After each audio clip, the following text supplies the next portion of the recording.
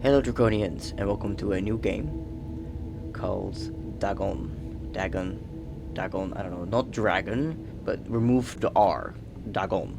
I don't know if I say that correctly, my apologies if I don't. I know next to nothing about this game. I found it on Steam, and the reviews were surprisingly overwhelmingly positive, so, and I wanted to have more horror games for my channel. So I was like, let's just try it. Let's just see where this goes.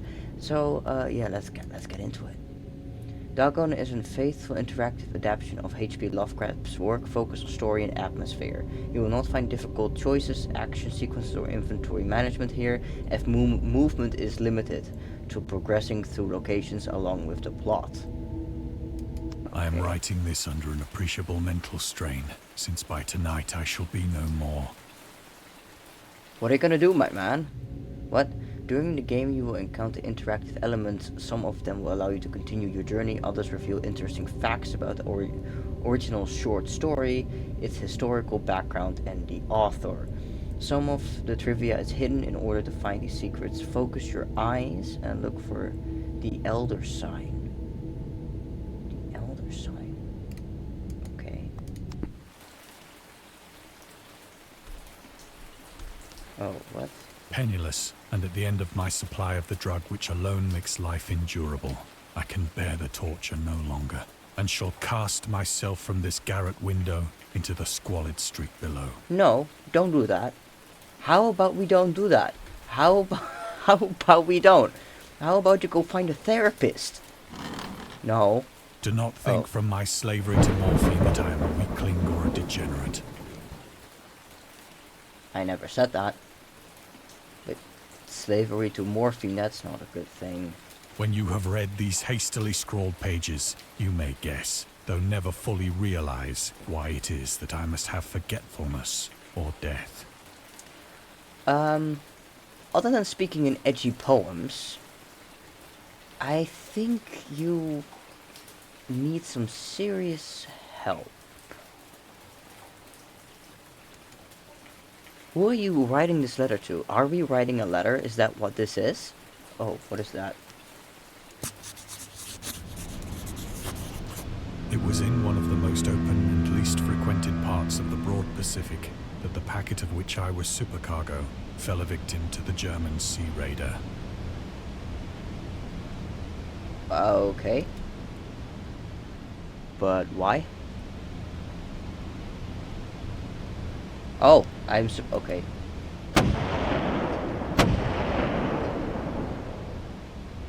What? The Great War was then at its very beginning, and the ocean forces of the Hun had not completely sunk to their later degradation.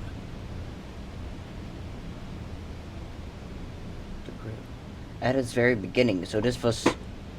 Okay, so this is not in current... I should have guessed from his desk, but this is not from our time period then? So that our vessel was made a legitimate prize, whilst we of her crew were treated with all the fairness and consideration due us as naval prisoners. You were prisoners? Him speaking in edgy poems is not really helping. Oh, hello. Oh. The Seeker. Find the first piece of trivia. The Huns were Central Asian nomads who established a dominion in Europe and invaded the Roman Empire in the 5th century. They were known as brutal, deadly warriors and the masters of quick raids who also developed powerful composites, bows, lassos, and eerie siege weapons. Eerie. Can't read. During World War I, there we go, the British used the word Hun as a synonym for Germans in order to emphasize their brutality. However, the term originated when the German Emperor Wilhelm II gave a speech to his troops on 27th July 1900 before they embarked to China. Should you encounter the enemy, he will be defeated. No quarter will be given. Prisoners will not be taken. Whoever falls into your hands is forfeited. Just as 1,000 years ago the Huns under their king Attila Attila, I can't pronounce this, I don't know what this word is, made a name for themselves, one that even today makes them seem mighty in history and legend. Made a name, German, be affirmed by you in such a way in China that no Chinese will ever dare to look cross-eyed at a German. Okay. The refusal to take prisoners was a clear breach of the laws and customs of war adopted during the first Hague Convention of 1899. I feel like this is a very serious topic. Maybe I should take this more serious. You can read the discovered trivia immediately or go back to them later in the main menu. Turn off displaying trivia if you find the feature distracts you from the story. This can be changed anytime in options. Okay. Okay. Oh. So liberal, indeed, was the discipline of our captors, that 5 days after we were taken, I managed to escape alone, in a small boat, with water and provisions for a good length of time. That's impressive. How did you escape? Oh.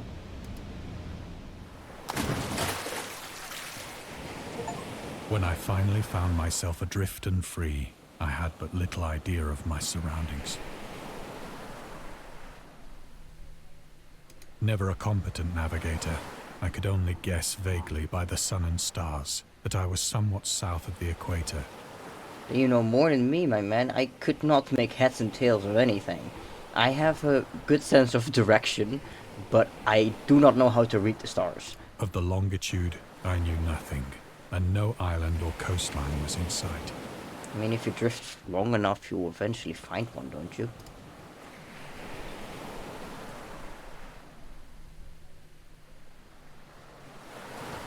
Do I...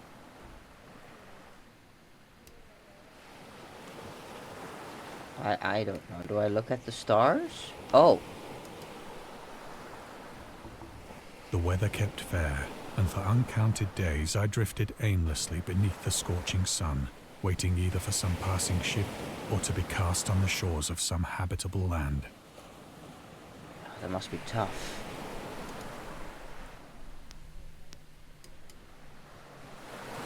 But neither ship nor land appeared, and I began to despair in my solitude upon the heaving vastness of unbroken blue.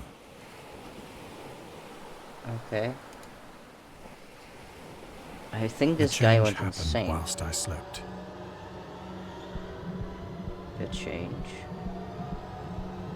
Its details I shall never know. For my slumber, though troubled and dream-infested, was continuous. Dream infested. Sounds more like a nightmare. Okay. What?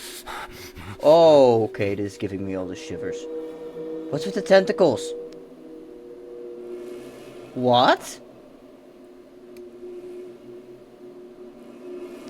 When at last I awoke, it was to discover myself half sucked into a slimy expanse of hellish black mire, which extended about me in monotonous undulations as far as I could see. I don't know what any of that means. I just see tentacles reaching for the stars, like an alien ship might take him away. What the f...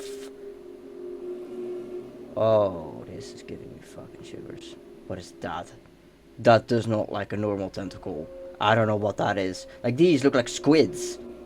This one either is staring straight into my soul or is dead on the floor. And that one, I don't know what that is, but it does not look like a squid. Ooh. Ooh. And in which my boat lay grounded some distance away. That's your boat? Well, don't go near your boat.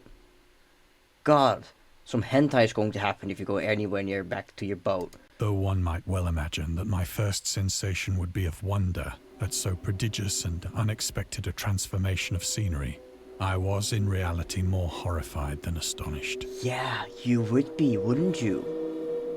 I not only would I back away if I woke up like this, but I will be horrified at everything I see here. What's with all the squids? For there was in the air, and in the rotting soil, a sinister quality which chilled me to the very core. Oh, that I don't like how that squid is staring at me either. The region was putrid with the carcasses of decaying fish, and of other, less describable things which I saw protruding from the nasty mud of the unending plain.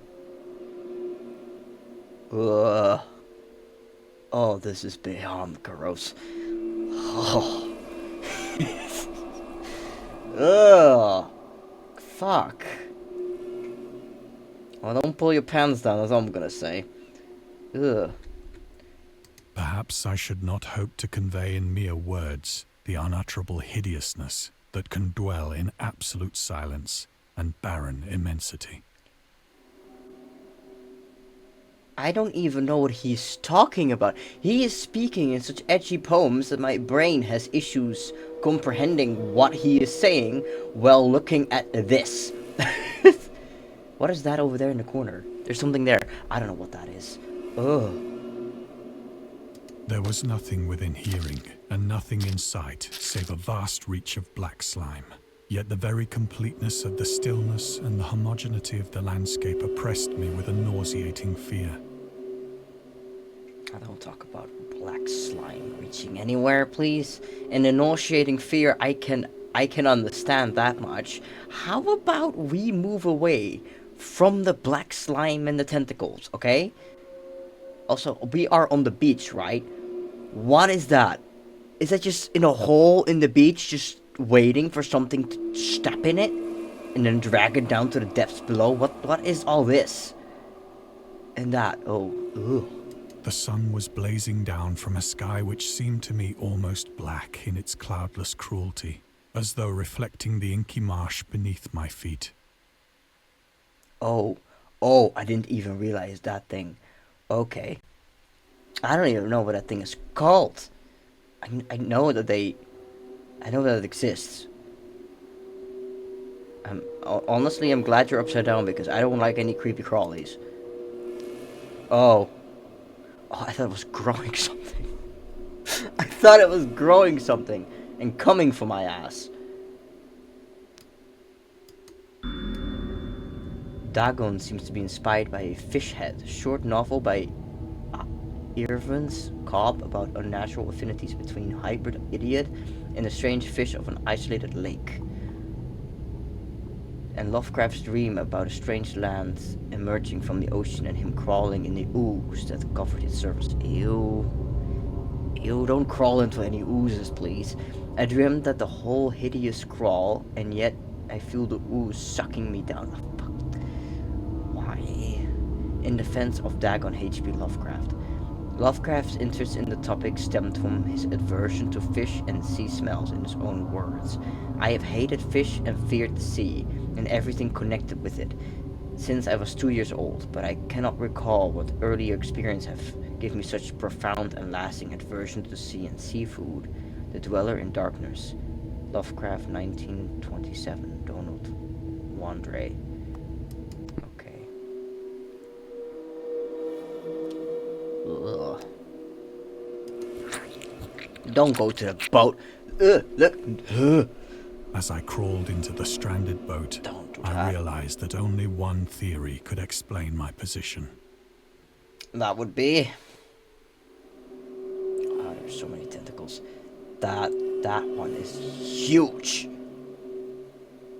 Oh, it's pulsating. It's breathing. Oh, that is so fucked up. What is that thing?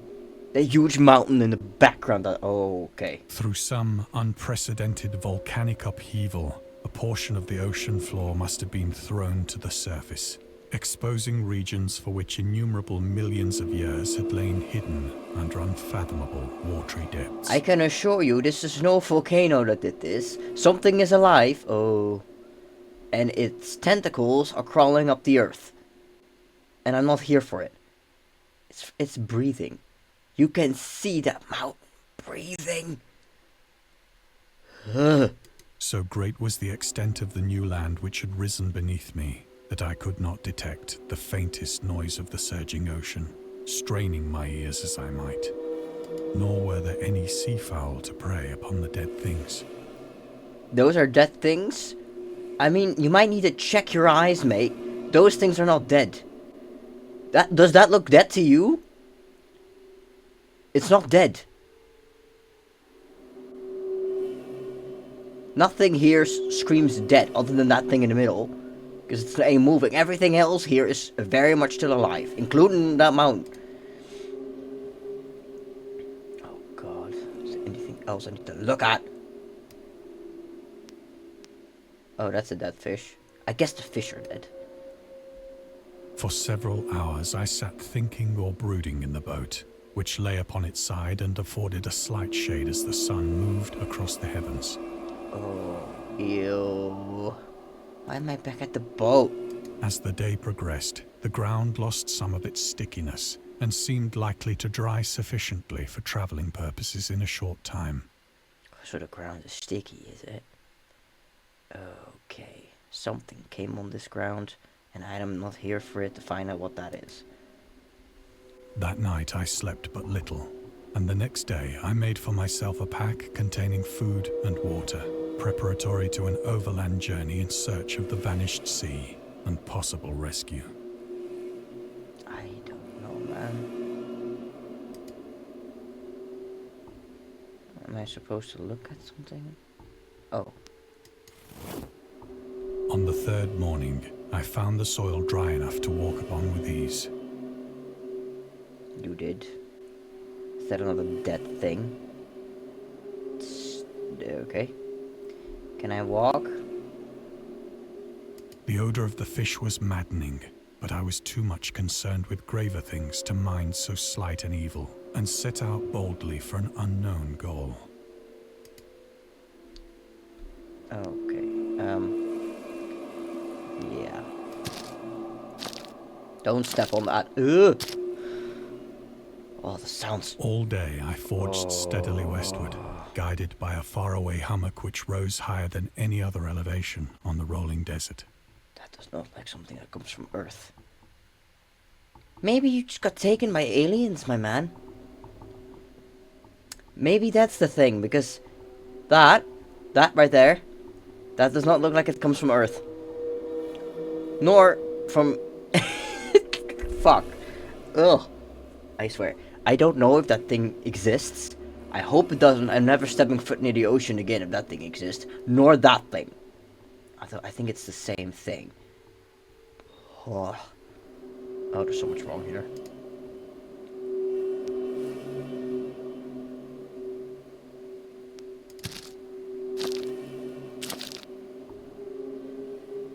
Oh, don't go near them. What if they move? That a whale? That's a dead whale. That's a massive ass dead whale. What is this place? Don't touch anything. That night, I encamped, and on the following day still travelled toward the hummock, though that object seemed scarcely nearer than when I had first espied it. Right. Please do not go to sleep in this particular area, please. I feel like you might wake up with something up your ass if you do. Yeah, please just keep moving. This is giving me all the goosebumps.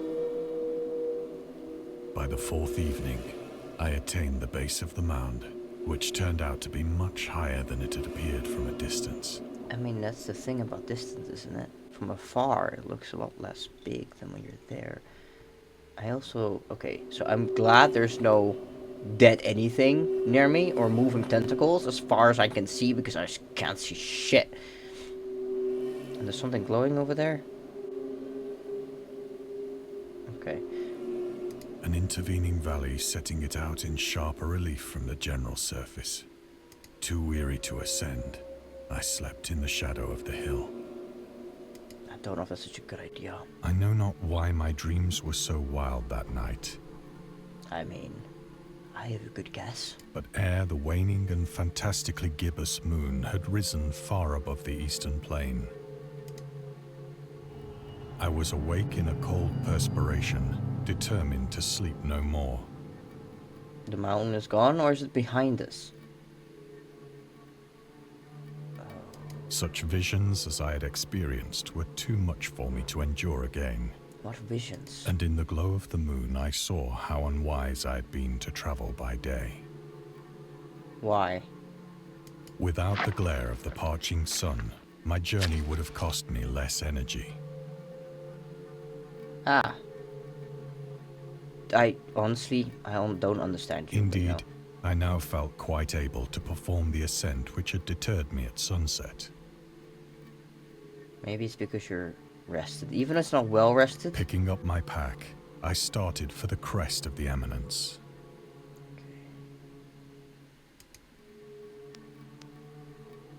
Is there anything else I need to look at?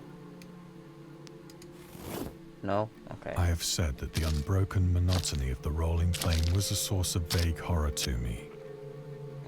But I think my horror was greater when I gained the summit of the mound and looked down the other side into an immeasurable pit or canyon, whose black recesses the moon had not yet soared high enough to illumine.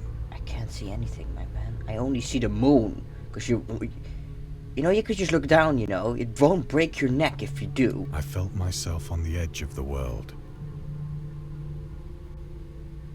Yeah, I would probably feel the same. Peering over the rim into a fathomless chaos of eternal night. That looks like an abyss. Through my terror ran curious reminiscences of Paradise Lost. I don't even know what the fuck that means. And of Satan's hideous climb through the unfashioned realms of darkness. As the moon climbed higher in the sky, I began to see that the slopes of the valley were not quite so perpendicular as I had imagined. What does that mean? I don't know what that means. What does that mean? Ledges and outcroppings of rock afforded fairly easy footholds for a descent. Gonna go to the glowy thing down there. Whilst after a drop of only a few hundred feet, the declivity became very gradual. Okay. I don't know, man.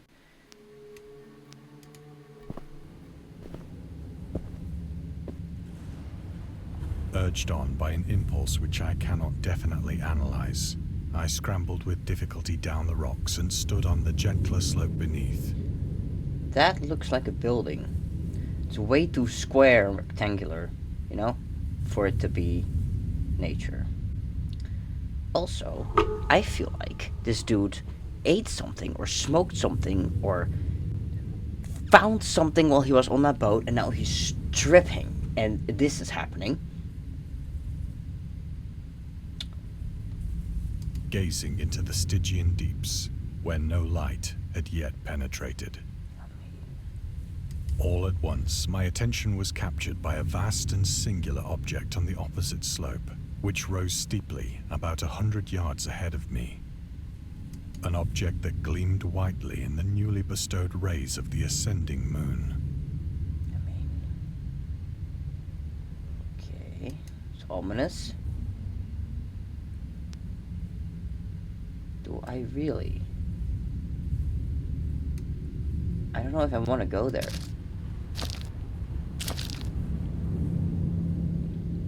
That it was merely a gigantic piece of stone, I soon assured myself. Just a gigantic piece of stone.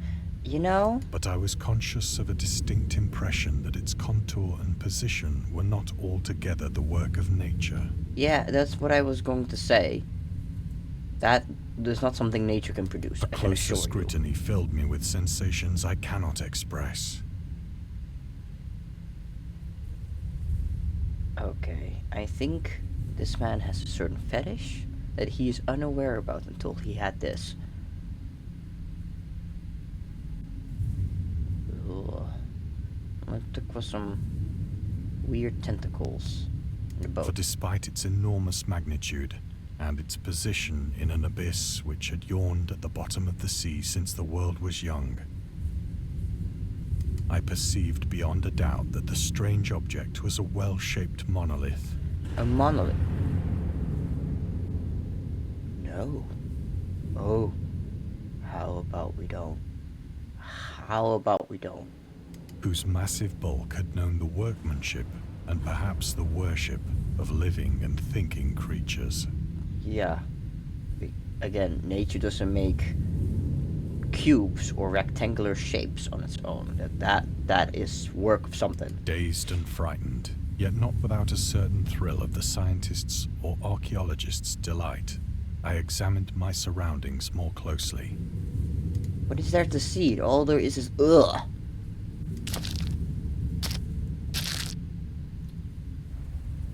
Oh. The moon, now near the zenith, shone weirdly and vividly above the towering Oh, steeps. hell The no. chasm.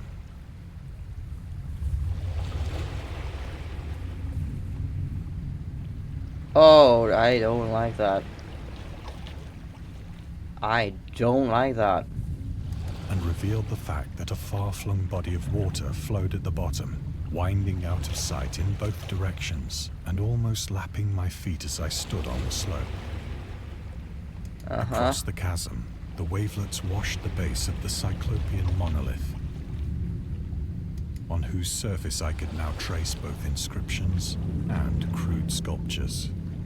Crude sculptures and inscriptions. That's a water windigo. That's what that is. I don't know if that's a thing, but I just made it the thing. Oh, that face is the face of nightmares. The writing was in a system of hieroglyphics unknown to me, and unlike anything I'd ever seen in books.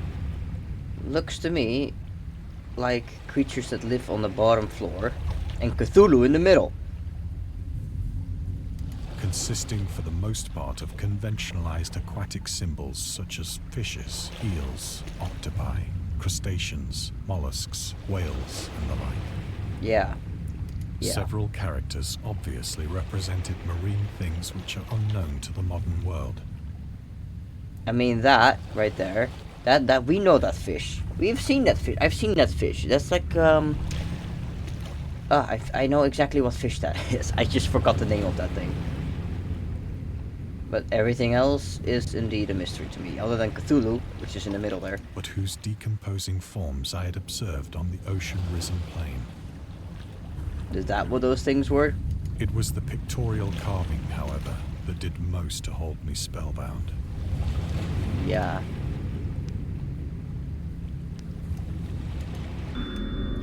Dagon contains many themes and storytelling methods that Lovecraft developed in his later works, such as telling the story through carvings, journal and characters' notes, islands emerging from the ocean, or fictional beings and deities based on real events and mythologies. It's also considered the origin of the popular Cthulhu mythos.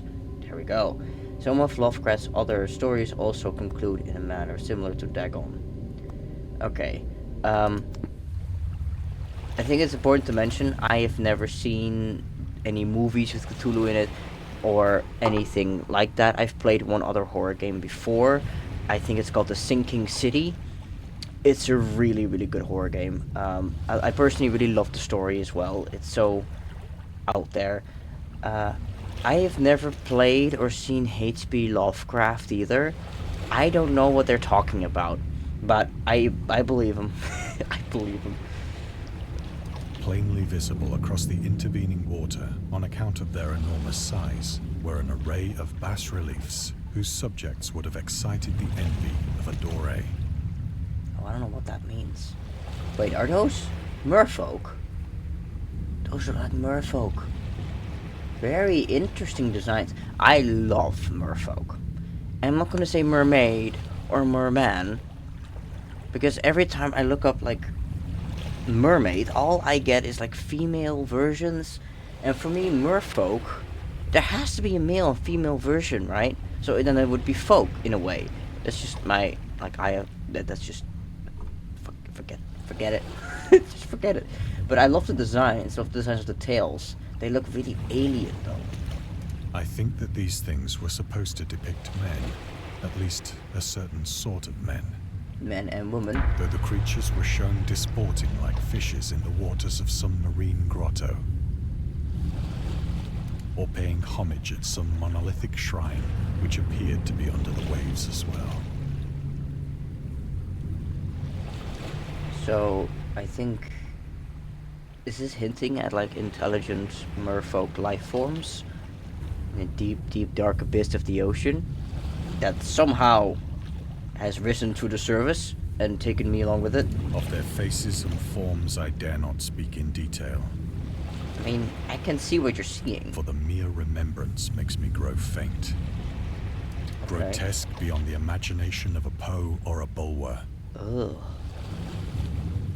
Is this what they look like up close? Because that's something. Oh god, that's something. Looks horrendous. They were damnably human in general outline, despite webbed hands and feet, shockingly wide and flabby lips. So they are Glassy, merfolk. bulging eyes, and other features less pleasant to recall. I can see what you're seeing, man. Curiously enough, they seem to have been chiseled badly out of proportion with their scenic background. I think they did a splendid job. Yeah. For one of the creatures was shown in the act of killing a whale, represented as but little larger than himself.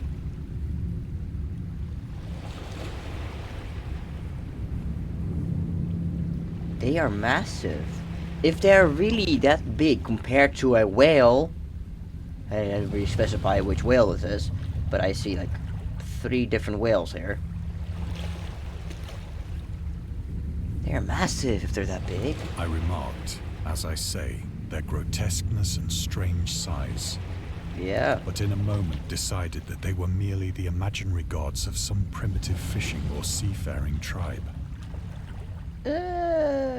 They are quite detailed for imaginary gods, I have to say. Some tribe whose last descendant had perished eras before the first ancestor of the Piltdown or Neanderthal man was born. Okay. Awestruck Where is this at going? this unexpected glimpse into a past beyond the conception of the most daring anthropologist,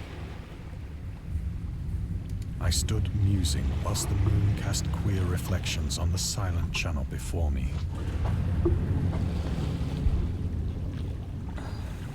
Uh-huh. Then, suddenly, I saw it. So what? What did you see?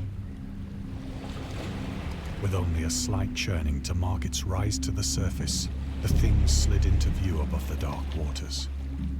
Oh, what is that?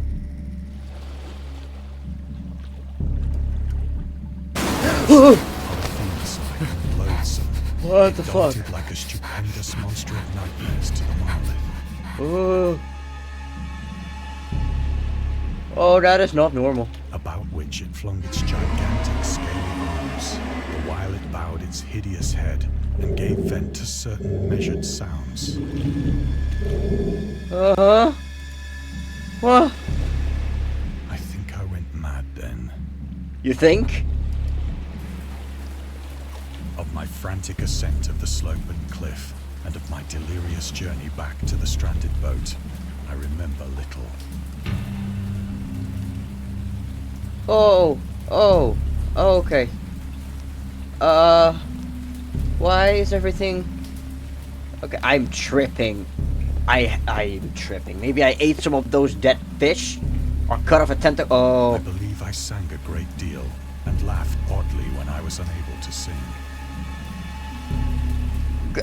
Good for you, I guess. Let's not go back to the fucking screaming whatever the fuck that was. Man, looked like the Hulk fucked the merman and created that. I have indistinct recollections of a great storm sometime Oh. after I reached the boat. They stopped moving. They're no longer moving. That mountain stopped breathing. At any rate, I know that I heard pearls of thunder and other tones which nature utters only in her wildest moods.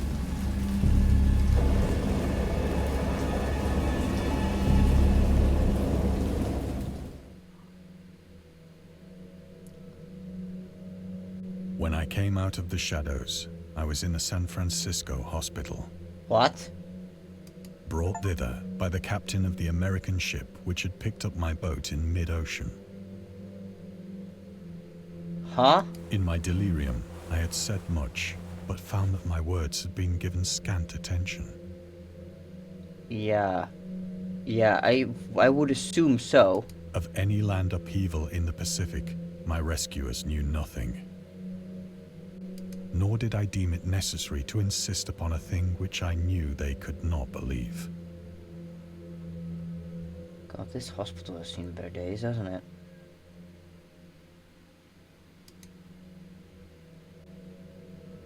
Oh, okay. Lovecraft was a prominent figure in the world of amateur journalism. In 1915, he started publishing his own journal called The Conservative, which included political and social commentary, poetry and short stories, and literature criticism written by him and other authors. Howard was a skilled wordsmith, but he also took criticisms to heart, which resulted in his decision to step away from writing poetry and concentrate on weird fiction again. For the first time since his teenage years, Dagon, published in 1919, is one of the short stories written during that period. In his expert from The Conservative, the master of horror fiction explains his attitude towards warfare and the idea of world peace. Why any sane human being can believe in the possibility of universal peace is more than the Conservative can fathom. Should the entire civilized world agree simultaneously to disarm one or more nations would undoubtedly retain secret armaments and at the proper time take advantage of their more altruistic and less astute contemporaries in a wild career of conquest against unarmed victims. No country is or ever can be above warfare until the basic impulses of the human animal shall have miraculously changed. Yeah, I think I agree with that in a weird way. Maybe not all of it, but yeah, there definitely holds some truth into that.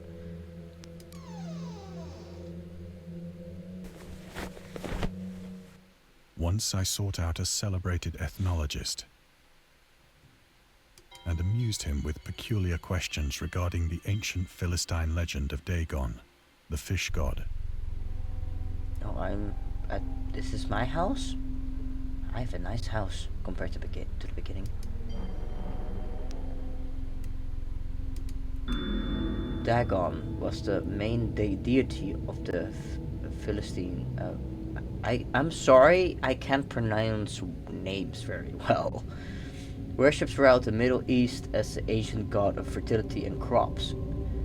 The rulers of Akkad chose him as the patron saint of their war conquest, and also appeared as a judge of the dead in an Assyrian poem and the underworld prison order in one of the Babylonian texts.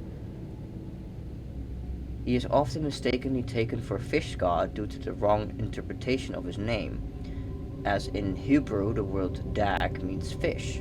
In H.P. Lovecraft's work, Dagon is an underwater deity ruling over the deep ones, a humanoid race with fish traits that resides in the oceans. He is worshipped by a sacred cult called the Esoteric Order of Dagon. Okay. Oh. Anything else? No, just that? Okay. Where am I going over to that thing? What's that thing for? The closet, I mean. But soon perceiving that he was hopelessly conventional, I did not press my inquiries. Okay, so he wasn't really listening, is what I'm getting from this? Am I supposed to look at something? Oh. Okay. Why am I going over to every single thing in the corner?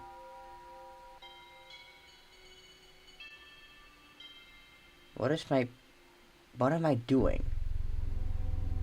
Why am I zigzagging through this room? Just walk over to the door.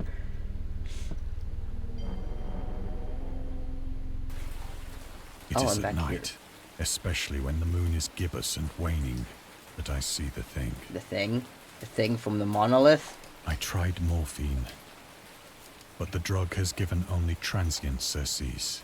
and has drawn me into its clutches as a hopeless slave. Aha. Okay.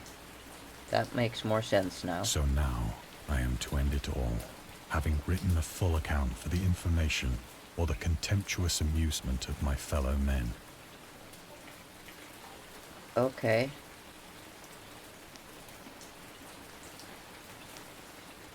Oh.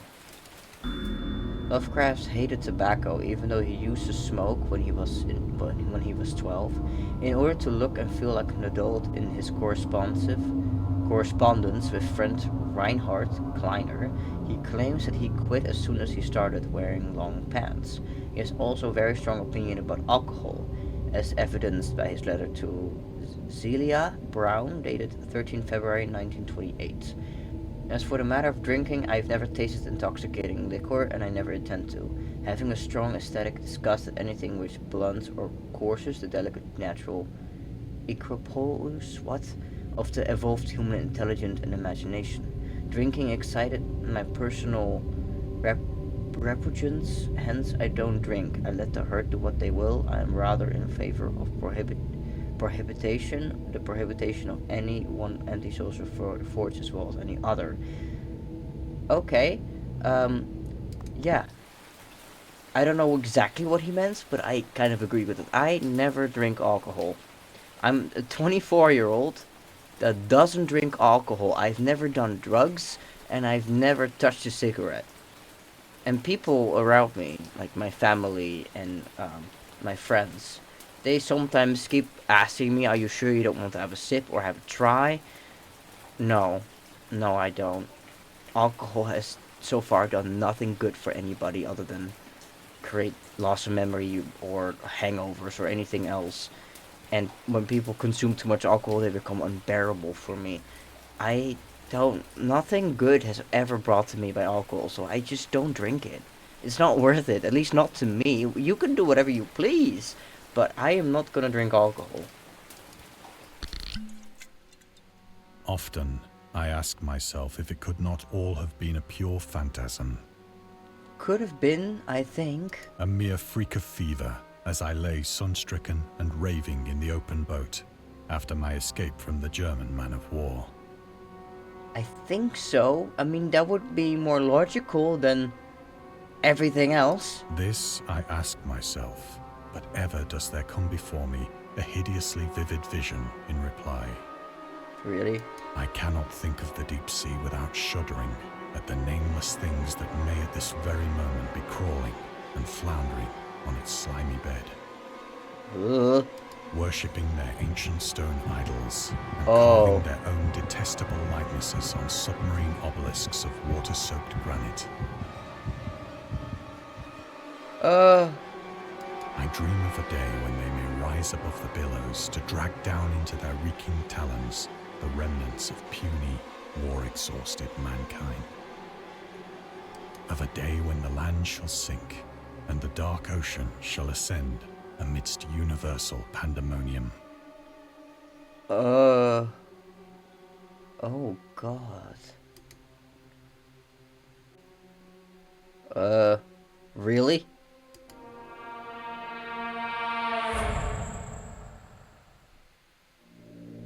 The end is near. Please don't. Oh. What? What? What? What? No. Hold up.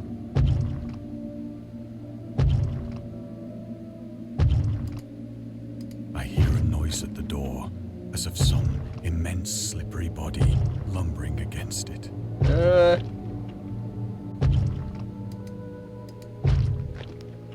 Don't open the door. Whatever you do, do not open that door. It's not gonna be good. It shall not find me. It already did. It knows where you live. Oh. No.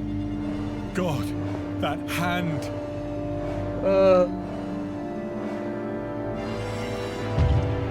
The window! The window! The window? What about the window? Go.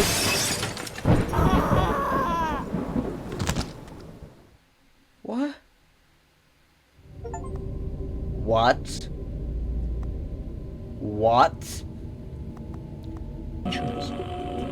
They have many faces and forms, but what is their purpose? Why do we enjoy being afraid so much? During our therapy, I'll try to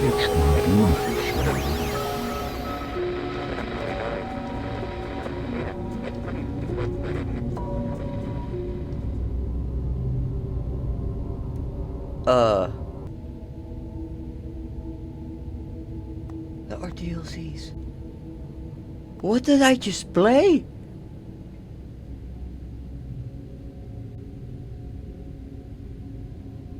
I mean, in the beginning he did say he was going to jump out of the window. Oh!